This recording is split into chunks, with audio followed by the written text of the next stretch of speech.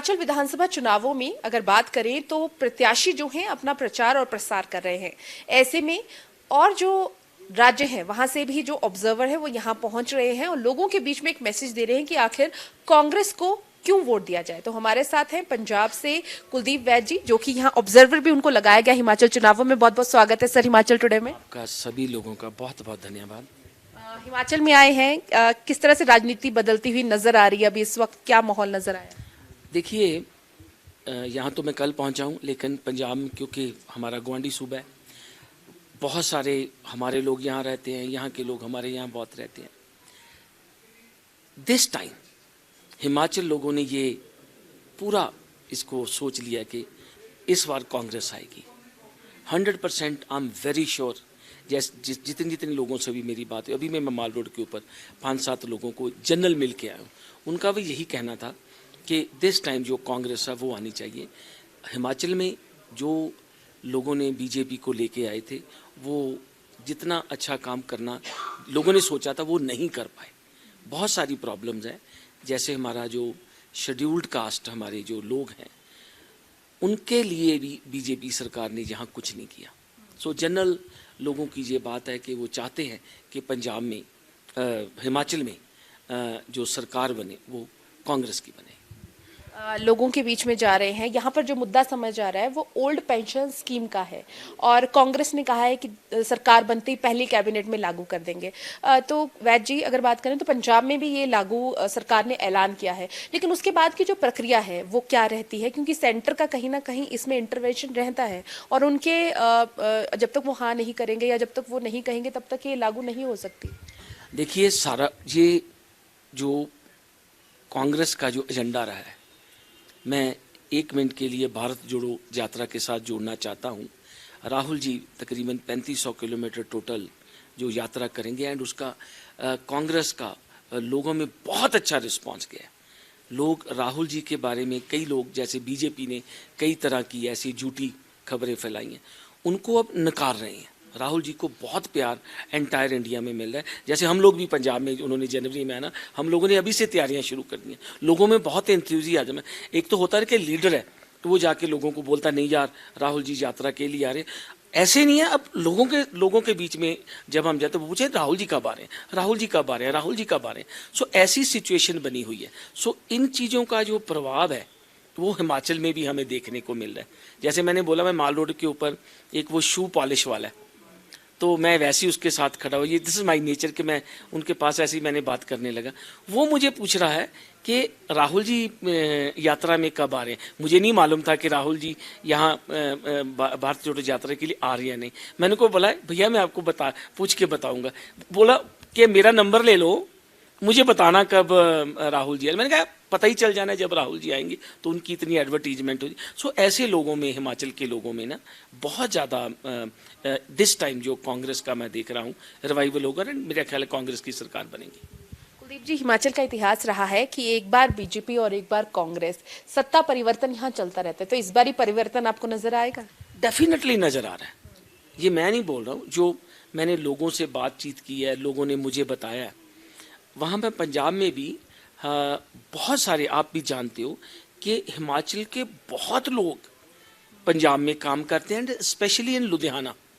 मेरी ऑर्गेनाइजेशन भी हिमाचल के लोग बहुत हैं। मैं आपको नंबर भी तकरीबन 20-25 लोग हिमाचल के मेरे यहाँ काम करते हैं।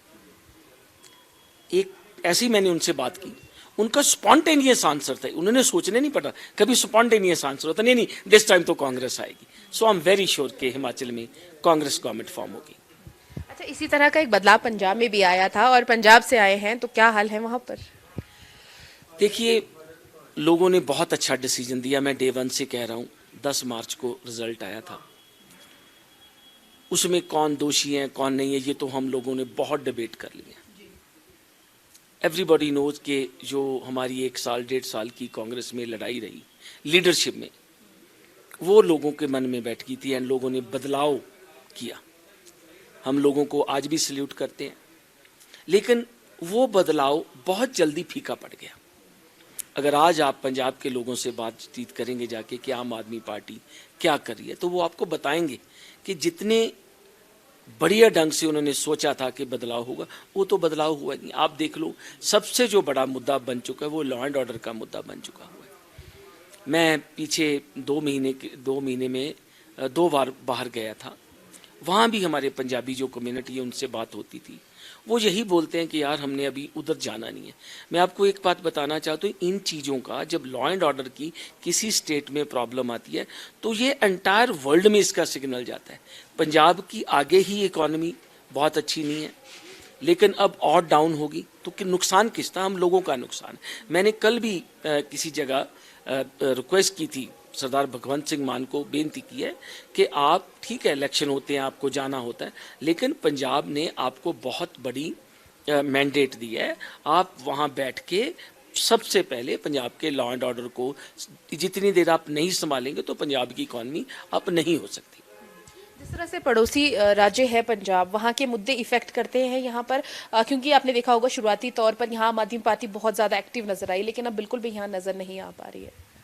नहीं, ऐसे ही लगा था हमें भी कि हिमाचल में, लेकिन मैं सैल्यूट करता हूँ हिमाचल के लोगों को कि उन्होंने आम आदमी पार्टी को बिल्कुल ही नकार दिया।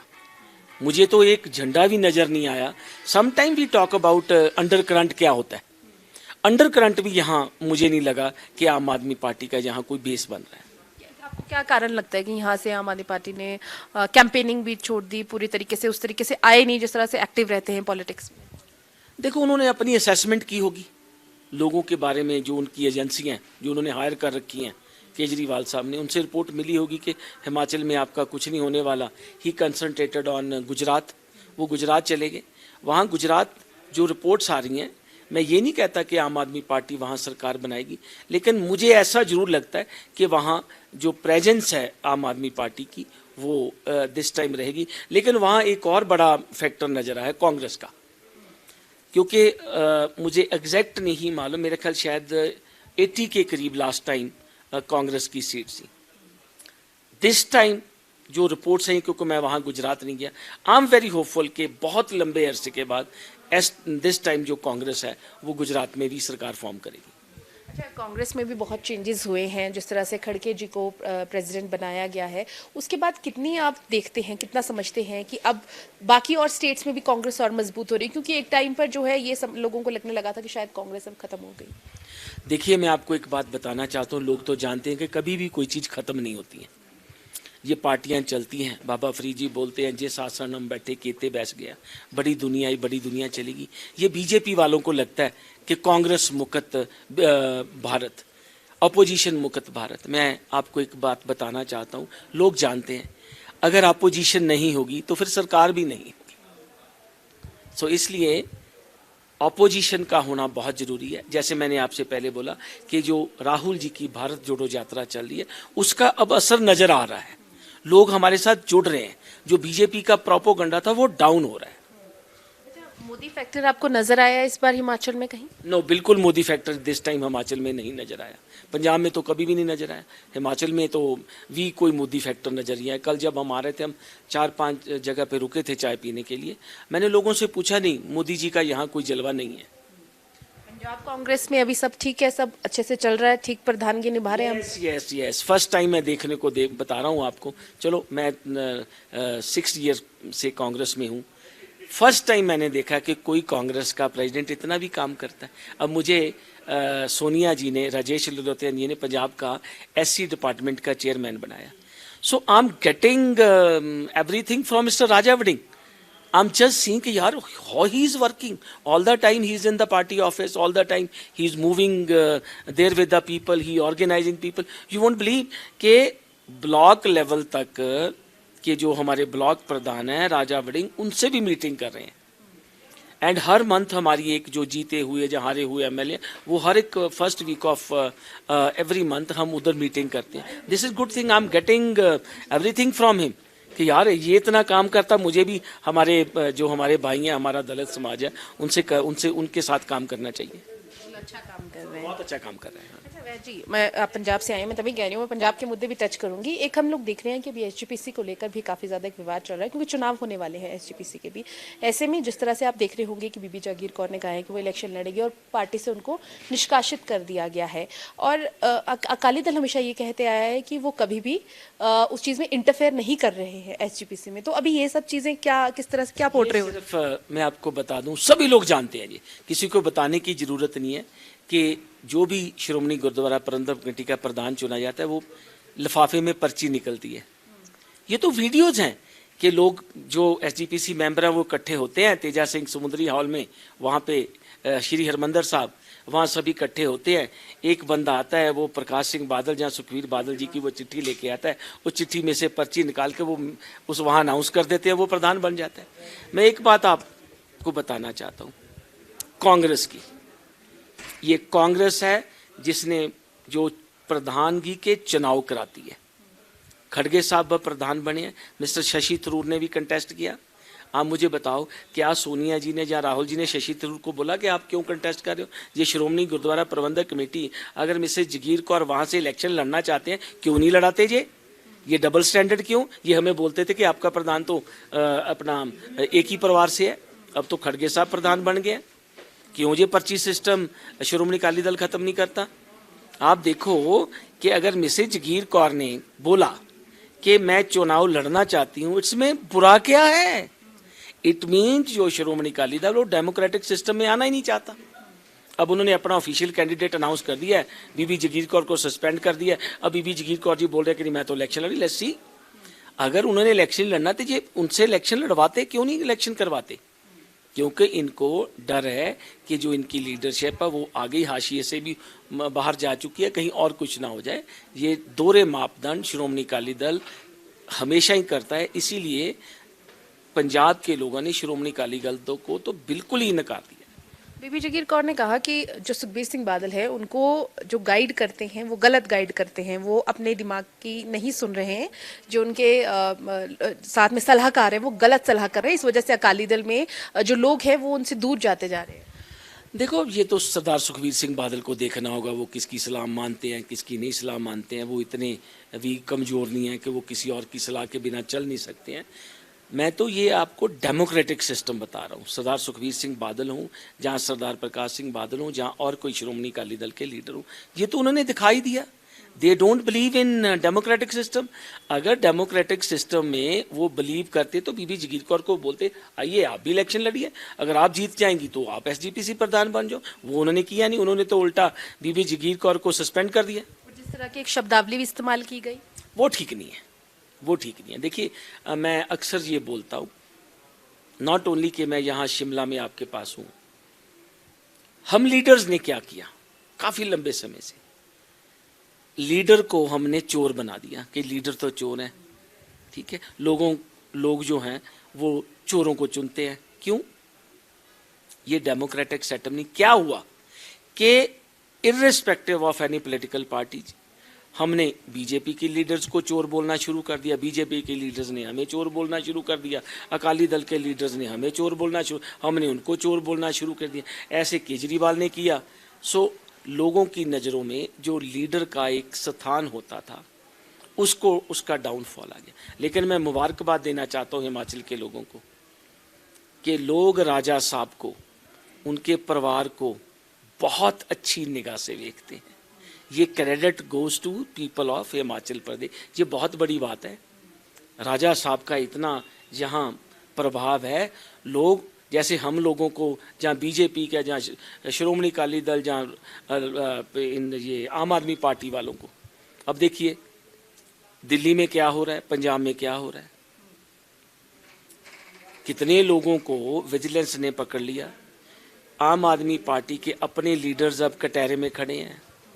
सतिंदर जैन जी वहाँ पे हैं, विजय सिंगला जी जो थे हेल्थ मिनिस्टर वो अंदर रह के हमारे लोगों के ऊपर वेंडेटा कर दिया।